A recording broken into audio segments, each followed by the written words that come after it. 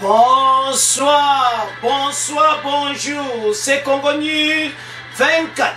Bande Konanga, comme toujours avant de commencer notre émission, nous disons merci à Dieu. Nous disons merci à nos chers abonnés et téléspectateurs qui nous suivent partout dans le monde et en RDC. Bande Konanga, soyez les bienvenus. À la une, chers téléspectateurs, on va commencer cette émission Bandeko. Et les chefs de l'État sont acquis déjà à Kinshasa. Alors le chef de l'État a mis à profit le dernier sommet de l'Union africaine. Bokoyoka Bandeko, Ndeni Fachi, a dit à victoire, na masolo nyonso, o basolo ki na Union africaine. Deuxième point, chers téléspectateurs, et Yindi, message de Chitambwe aux Congolais sur guerre contre RDF 123 à l'est de la RDC. Bande match Zamobulu, tous ont récupéré tous les territoires, Bokoyoka Chiko Chitambwe. Message de Bande Kweza Somo. Alors, Bande Kweza Yakoyinda l'émission. Tous à la connecter, peut-être qu'on développe pas une émission d'abus. Bande Ko, émission d'abus Bandi. Et comme il tente sur l'ensemble la situation politique na mboka na biso. Yesa moninga nyoso ke lelo eza ya koinda pour match eza mobulu. Pourquoi tozoloba? Parce que message ou ekoi bande kona fate c'est un boyo quand on a deuxième point. Ah! Chiko, Chitambwe. Aïndisi. Mais tozo ya na pona. Alors, toko banam na chef de l'État. Le chef de l'État était à l'Union africaine et pas au pays Indisaki. Bande comme Konza Kendagiko a eu une victoire parce que la décision se joint. Non, il y a entre parenthèses. Non, bande comme message à Kosakanate Keti na États-Unis, na New York, na Conseil de sécurité de l'ONU, baso condamné Rwanda au-dessus de la Mesa. Donc, message de l'Union africaine, c'est que tu as solo là qui n'a Guterres. Et puis, bande kotala, boye bien, ce que binomo bote le mien, ba mindele ba okotsa mukila na baona kati ya pantalon, ba kotisi yango. Bazo mwana te. Le chef de l'État, ba kamunyo so memaki kuna, na EAC, na nini. Donc, soy dotali, mokonza mboka za na victoire, pas ce bateau yo, toza suna tina na bamote. Ya ote sa ba Congolais bozala l'aise, masolo eza vrai na ngamu na biso. Bandeko, tozo sala retour à l'expéditeur, pas bitumbane utaki zonga kuna. Tozo zonga sangwe pa utaki ndebo yoka kana fardis. Alors, na Union africaine ba kata ba décision ba lobio dans 30 jours, ba groupe ba okende. Alors que dans 30 jours, fardis azo bengana bango na makasi. Match za mobu. One is a deuxième point. Alors, si koyo, na ba décision nyoso ba djuna Union africaine, o tu ba dele o tu ba pesi. Mokonza mboka, a nyati ba ponyo sakuta na Guterres. Batwa na tout. Bango nyoso, ba kumeka sima fachi. Voilà la diplomatie. Mokonza mboka, en tout cas, souffrir na makambo. Pourquoi l'Union africaine et yeli baonga ina bata EAC bayoki sango tant bayoki sango bino pi bolinga bo sala makamba bien en faveur à RDC toujours si sa guerre wana 1-23 mbala moko baso songe pa bautaki alors et l'autre ça va Congolais apu bato bazo échec. Mokonza mboka na ba décision nyonso bazwaki biso tozala mena à l'aise. Et assez mandat na bonzo si la le 30 mars. Botika la bino. Ba ko renouveler mandat te. Mokonza mboka zoke na makambo très propre alors. Boyo kasiko ba média na biso ba reporter na Kinshasa sur l'Union africaine retour à Fachi. Bon, on continue mission là. Pour l'avenir, Bandeko, le chef de l'État a mis à profit le dernier sommet de l'Union africaine. Mieux les mini-sommets sur la paix et la sécurité dans la région de l'Est de la RDC pour poursuivre le plaidoyer et donner des garanties qu'il faut, si la volonté de ces grands pays au cœur de l'Afrique, de ne vouloir que la paix pour amorcer son développement. Ce quotidien rappelle que ce mini-sommet avait pour objectif d'évaluer le niveau de mise en œuvre des décisions prises au mini-sommet de Luanda, qui s'est tenu au 23 novembre 2022, la réunion de haut niveau le 12 décembre à marge du sommet des États-Unis aux États-Unis d'Amérique, à Washington du 13 au 15 décembre, et du 20e sommet extraordinaire des chefs d'État de la communauté de l'EAC le 4 février 2023 à Bujumbura. Et surtout, de décider des correctifs indispensables à assurer. Donc, na kuna neba ezalaki kuna na Union africaine, ezalaki po ba évaluer l'accord à Luanda, oyo basobola na États-Unis, oyo bomolaki Macron atelemaki na Kagame na Faci, oyo basolaki na Bujumbura. Na makambo wana nyonso, point moko eza commun, ki bango nyonso basi retirer les territoires occupés, oyo bazawana, ezalaki le 15, et maintenant, et comme le 30 mars. Mais, wana eza bango, ya biso boboyoka, na oloba te, po ebele pe basi bayoki message, basi bayoki so, match eza mobulu. À Addis Abeba, tout était dit. Mensonge démonté, engagé renouvelé, donc président Rwanda Kwame ko quitter sa l'Union africaine.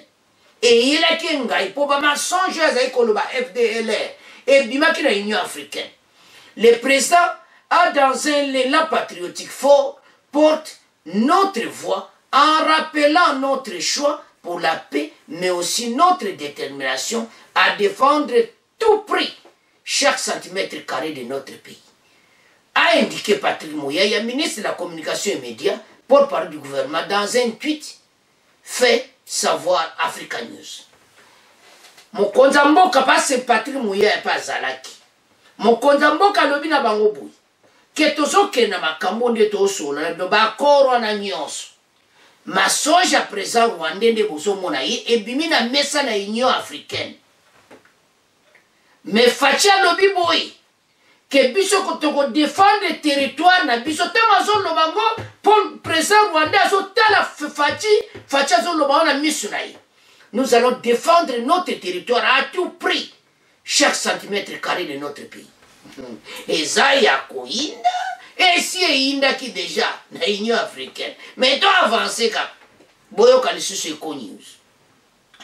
D'ajouter un major du sommet de l'Union africaine à Addis Abeba, capitale de l'Éthiopie, le chef de l'État Félix Tshisekedi s'est entretenu avec le secrétaire général des Nations Unies, Antonio Guterres. Fatina Antonio Guterres, Bazololi. Makamboza minene, aux efforts à instaurer la paix et la stabilité en Afrique et démocratique pour une longueur d'avance par rapport au Rwanda. Par ailleurs, les lignes bougent en faveur de Kinshasa.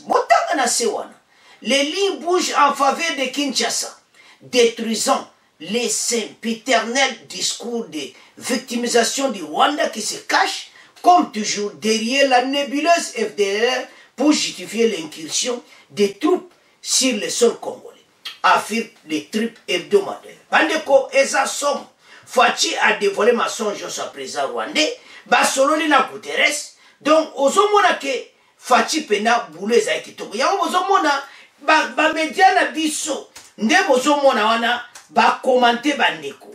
Donc na Union africaine makambo elekaki biso toza victoire. Donc, tout se fait là. Comment on dit match est propre. Alors, Ndebozo Monawana, Faci, na président ya et na secrétaire général ya ONU, Bazo Surula. Guterres, Ndenga Zawana, Maïle Pessili. À mon situation Ndengezalaki, Faci, a lobine polele.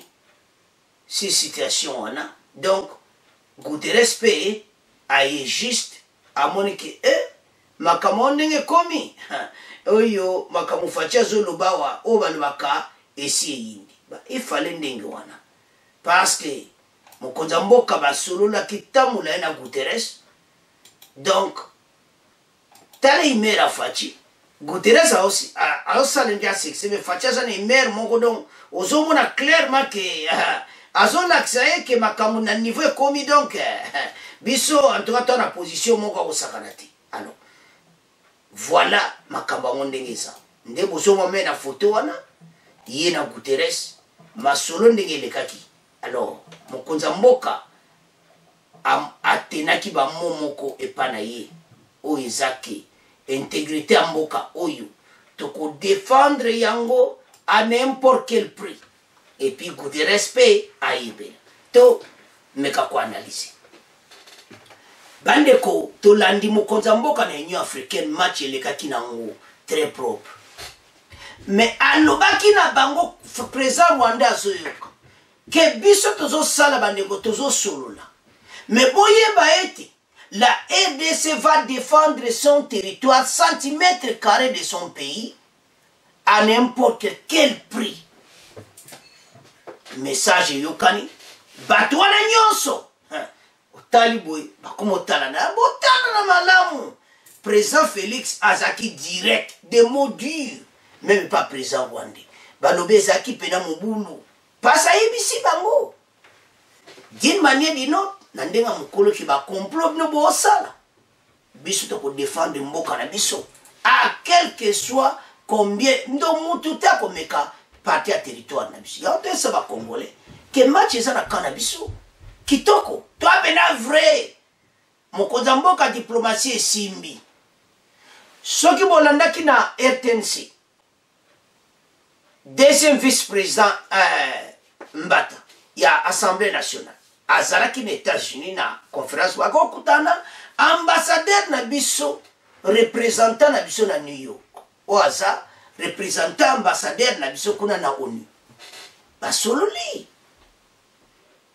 alobi likola mesa na ONU ba déborder pe ba condamner Rwanda sikoto nto yebisa bino pourquoi lelo bazo bakunko condamner Rwanda boyipwane ba congolais bateau baza bateau moko très compliqué ngala benga bango caméléon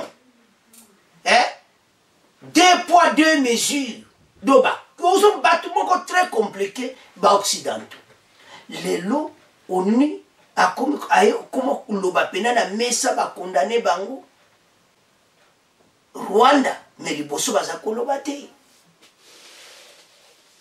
makambo ndenge komi et ça c'est un avantage yako sakanate ya on esa ba congolais tala tozo kene bien ba occidentaux ba komi kokoya ngambu na biso po ba monto komo gagner au moins na esa bino que président Rwanda ozana problème sérieux pourquoi ba kombalukela eta mu biso to komi ko gagner allez bango ba koti na seba du mukila ona kaza pantalon wow mais tozo mona ya ngoti tosi to mona ki mukila ta botiena kata mbati tosi to mona ki ango bato baza mystique voilà masolo ndenge za na terrain mokonza mboka gagne na diplomatie maintenant bango nyonso komeka ko Rwanda retirez vos bateaux na bino mais c'est en retard on va les frapper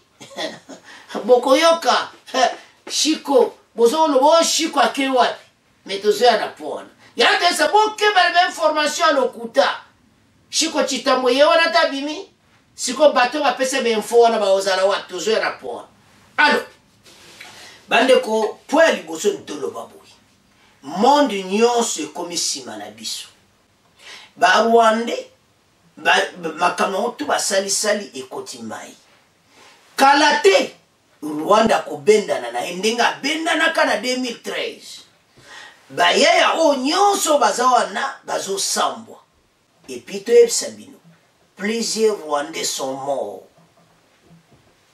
yango bakomi na problème ba occidentaux bayoki son la montée en puissance des FARDC alors sikoyo maintenant mokonza mboka Union africaine a gagné yango tokomotika mona bino tokomo kende na Chiko Chitambo message kitoko ayeli ba congolais alors tokende directement en direct toyoka message na ye. Parce que na kata terrain vraiment solo. Avançons. Bandeko tokomi na point na biso message ya sous-chef d'état-major Chiko Chitambwe Jérôme. Bandeko message ou ya pesi eza très fort. Mais avant na banda message ou bandeko na naloba tokeba na ba information ya lokuta. Ndeko moko ya kimene émission na nga lobaki makambo ebele. Hein? Oh, to di nouvelle kuna que oh Chiko Chitambwe aza suspendu et tout ça, tout tikayango. Ba message à lokuta, lelo boko vivre. Yango wana tozo bebisa réseaux sociaux. Ba mona mutazo ko tuno taka fuba ba question ndeni yoza la pa tozo makamba Chiko ti. Mais makamba lokuta ngana ko loba yango. On a évité. Avançons. Alors, Chiko azaki na mission akenaki Sadek. Akene ko kuta na bango pona makambo na biso na est.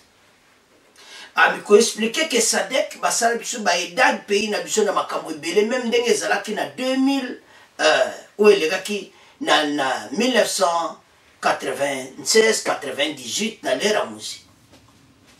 Alors, na nyonso wana akene ko kuta na bango. Masole le cas est très bien. Et puis l'era zongi a sali conférence de presse. Abomira ete alobi mokonza mboka ba stratégie na ye en tout cas kitoko. Do makambo fati asali il faut to kumisa mokonzi. Chiko alobi boy. Guerre wana ya est ko gaye yango sans négociation.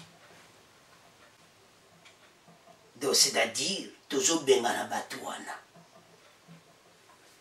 Ndenge bazawana bazozwa nganda tout le monde. Na ba allié, na boba batama match aussi. Fa desa so beta biloko moto, biloko namba monate. Oy monsieur koya bango rouge wabi oh nan oh fa desa bango te. Bokoyoka le sous-chef d'état-major. Ya fa desi Jérôme Chiko Chitambwe. Rwanda basakani mingi na biso ngapene na komi fier na mboka nanga nazolo baone esengo nyonso bino bandoki ya Congo botika. Nous allons gagner cette guerre. Toyebisa ki bino nzamba sana biso te bazwela biso ta bandoki ya Congo bato bayaka message ya lokuta o Chiko azomwana te balobi o Chiko kutu balongoli ye bandoki ya Congo botika mboka na biso soko moni olingi no EBCT nzela yango akende soki wapi. Ça c'est notre pays. On a pété la katolo pays oyo. Osomona pays oyo tozala bomengo nyonso. Comment oyo nyonso bande kota le mona ba Congolais très compliqué. Balingi bana mboka te. Bambeli Chiko makambo moko na mokeba na ba réseaux sociaux ba Rwandais. Ba Rwandais mikolo bazoya na ba réseaux sociaux ya lokuta bokeba. Tozo esa ba Congolais. Toke directement na point. Message à Chiko ezaki tozo gagne guerre. Ma mokonzi mboka asali nyonso.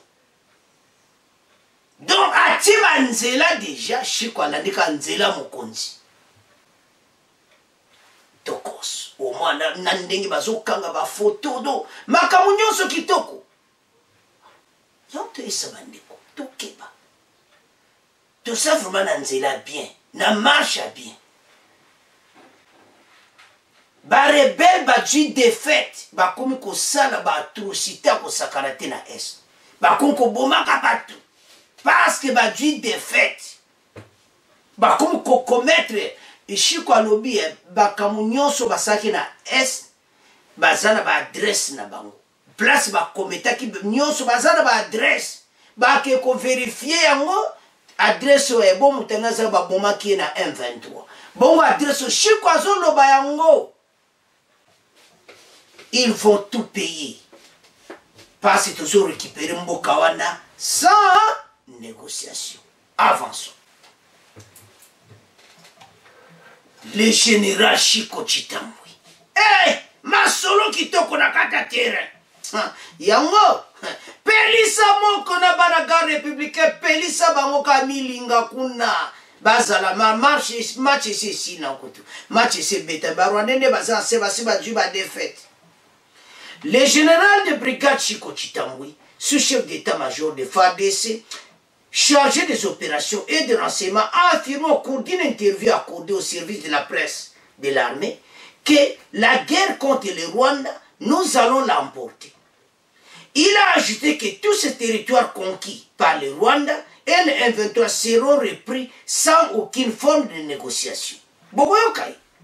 Il s'agit, il a dit lundi 20 février, lors de l'évaluation, et ça sont des 100 missions effectuées dans certains pays membres de la SADC pour le réchauffement de la coopération militaire à ce moment où le pays fait en face l'agression rwandaise. Cette guerre est survenue au moment où nous étions concernés dans les opérations des ADF.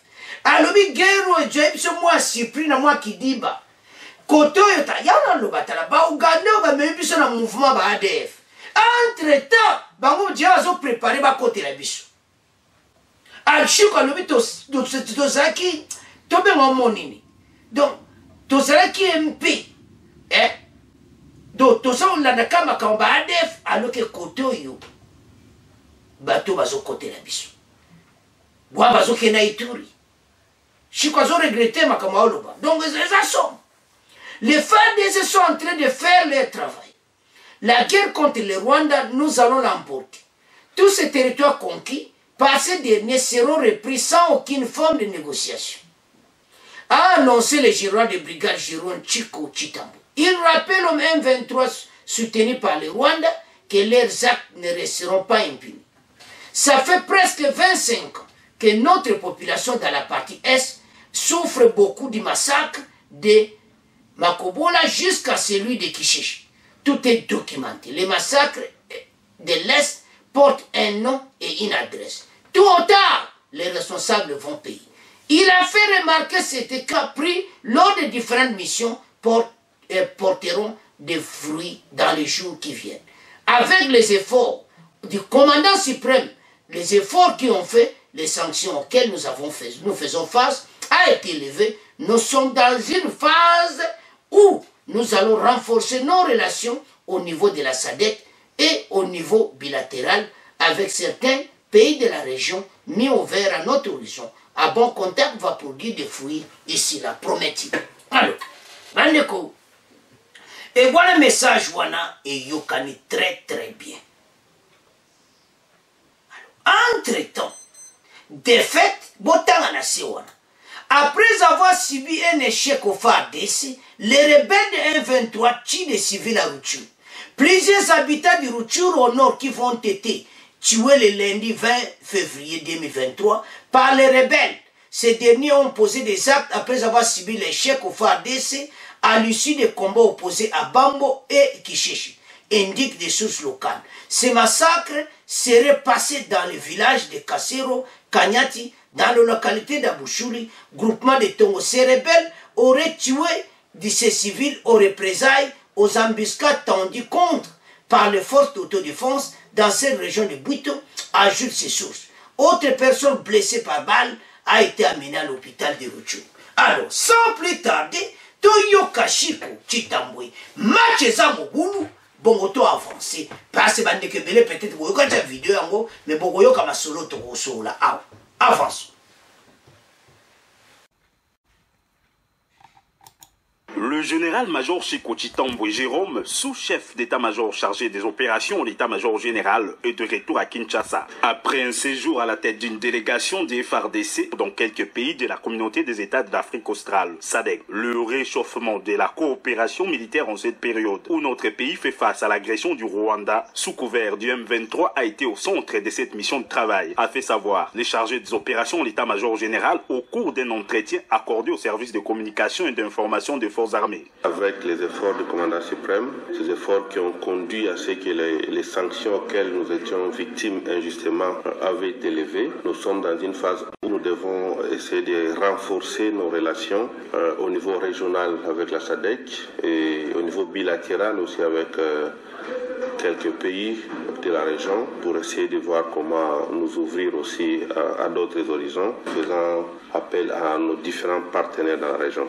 C'est pourquoi j'étais parti voir nos partenaires et on a eu des bons contacts, ça va produire des fruits d'ici là. N'oubliez pas aussi que cette organisation nous avait beaucoup aidé à l'époque où nous avions connu la première guerre d'agression dans les années 1999-2000 je pense. Et nous gardons de très bons souvenirs avec nos partenaires de la SADC et eux aussi nous portent à cœur et nous allons voir dans quelle mesure faire un bon progrès sur le plan de défense.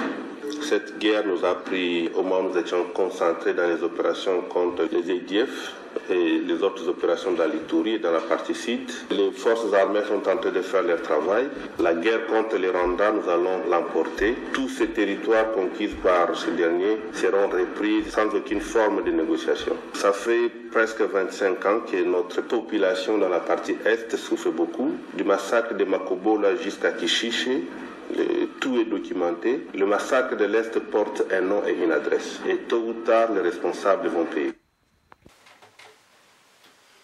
Bandeko tolandi biso nyonso toyoki Chiko clairement bakongole botelema bolandi Chiko sikoyo bino bandoki ya Kongo boya kopesa ba information ya lokuta o Chiko aza suspendi Chiko azomwana te à l'est boyena boye o asalaka opération mabe Makambouana n'a jamais na Congo News 24 pour reporter Makambouana. Ce sont des mensonges. Bon, pesaka message à solo. Makambouana solo ba abonné nanga ba yebi ba musu ba ko tuna na l'air information que Congo News 24 wapi Chiko. Pourquoi ba information aux autres sous information vérité boy mais ngana kene ko kosa. Bande kwandi ko musu ba insister. O Chiko kutu a salé na opération contre M23 aza suspendu et tout ça. Botika makambalo kuta sans information te tika kokosa ba congolais. Message et yokan. Alors, bandeko Chiko a pesi biso vrai message. Alobi na biso akenaki na Afrique australe nde bozomona bolandi kuna akutanaki na SADC akutanaki na ba SADC ba tuza relation kitoko na bango ba mona ki ba renforcer coopération militaire ba solola kitoko beaucoup mbo ba photo nde bolanda vidéo wana ba photo kitoko dezo ça la vrai moi nde no ke lengi mboka na nga mikolo kitoko la RDC FARDC allez de l'avant, Peta bango biloko moto, pour plaisir les sakanati. Nous allons gagner cette guerre sans négociation. Et Zaya Kouinda, et si Indi. Nous allons remporter la guerre du Rwanda sans négociation. Et puis ba massacre nyonso ba yebi porte nango. Bande ko boyebi salamaki lundi. Hier. Ba du échec na Kisheche, ba village na Bwito o eza pembe na Kisheche nyonso. Ba kimi, ba ke na centrale na Kisheche. Ba village nyonso wana, ba du échec et pas ba groupe autodéfense. O ba obunda na FARDC. Eza o makama obombati. To peti bango ba biloko ya moto. Biloko ni basali. Ba ke ko boma batu. Soko tu t'attends, on le suit comme écrit pour botanga, pour partager bien. À Bwito, moi so côté on va dire, oh kaka l'échec, to botoli yango bana autodéfense boya te ba comprendre te bazozwa ba roquette bien kosakana te fo adesa aza kote kuna abeti bango biloko barepli tozobotola kisheshe kala te nyonso wana bango nde baza wana parce que toza déjà wana na kisheshe ototo ba bwito ba mweso bakoto toza déjà wana pourquoi biso lobaka te ke oh voilà babotoli boy non teyebisa bino bakaba kichanga te biso tolobaka vérité tokeba même awo twa vrai info eloko nini tosala etikali toganye bakote wana nyonso après toyesa na bunagana na baugande na bino nyonso baza na bunagana bokite immédiatement bakokite te tokoya kobeta bango biloko président rwandais asimbi motu bandeko ba rwandais bakufi parce que bazaki surpris même à Bouito et moi je faisais ma banlieue nyonso aux alentours de Kisheshe bazwi biloko na bango alors tant tout le monde va avancer bandeko c'était hier match ezaki makasi oyo kaka kosakana te nous allons gagner cette guerre bango balukaki yango tokokenda bango tina suka to remporter nyonso biso bato tolobi te boyoki le sous-chef d'état-major Chiko Chitambo po bandeka Congo bo lobi makambo lokuta pona Chiko lelo boyoki bokanga munoko bana lelo soki boza ba Rwandais bokanga munoko parce que bino bato yoka na message à lokuta boya kokoti koselaka bakonjo balobaki boy boya bisusu boyoki bobalusa siko baloba Chiko alo bobalusa boza na problème ba Rwandais basambwe oyo baza koyiba na mboka na biso yato esa ba Congolais match eza na kana biso nous allons remporter cette guerre comme l'a dit le sous-chef d'état-major sans négociation ba EAC oyo mandat na bango sila le 30 eza renouvelable. Ce n'est pas pour rien que Chiko était na SADC basi makambo esi nde na monika ba photo nde to monika na vidéo wana asole c'est ça là to comme na importer étape moko très important parce que tozana ba munguna pe na kata terre batwana ya EACP bazokena bango toyebi na biso mais to lingi sute makambo za la calme sa mobulu te mandat na bongo sila bako renouveler mandat te ato esa ba abonné bato nyonso a Kivu Nord Kivu bosa mobulu te mandat moyo sila bakena bango entre temps FARDC zo remporter na terre moral eza likolo muto ya kokosa bino te et puis tozo gagner match oyo bandeko makambo oyo ebimi partout ya lokuta bokeba FARDC aza na contrôle ya makambo nyonso tolandi biso nyonso sous-chef d'état-major biso tozo gagner match oyo bato wana nyonso tozobengana bango bolandi le sous-chef d'état-major sans négociation eza ya koyinda esi eyini tokonégocier na bino sur quoi alors match eza na kana biso bana RDC botelema likambo na osenga bendele kweya edite tombola maboko mibale likolo nous sommes des vainqueurs ce chef d'état-major aye koloba aningisi no match eza na kamba na RDC tosepela mpona mboka mboka ezoke na direction ya kitoko bandeko na ngai avant élection nazomona menaki avant élection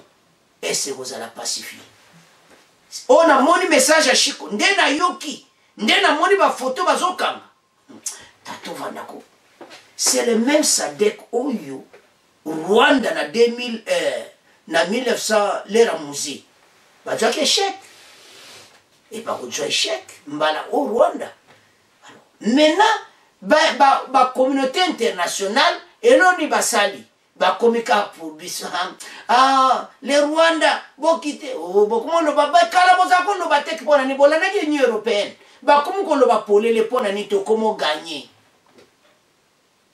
ya ba congolais bozana kimia biso sana victoire na maboko bo occidentaux na bandoka ya Congo na oyo kakaba batami bakoti mikila na kati ya pantano match sili eloko etikali kaka président rwandais ayaka bwa éponge likola ayaka bwa éponge la masolesi pas au cas c'est fini boyebi combien de soldats rwandais bakufi kene kotanga na bemfu o comprendre nde bazawana ba osimba mutu et c'est fini pour na bango. Alors bientôt la fin de la guerre. C'est à ce point que comment clôturer mission na biso. Bon, continuez à s'abonner massivement. Bon, partager. Au revoir. À la prochaine.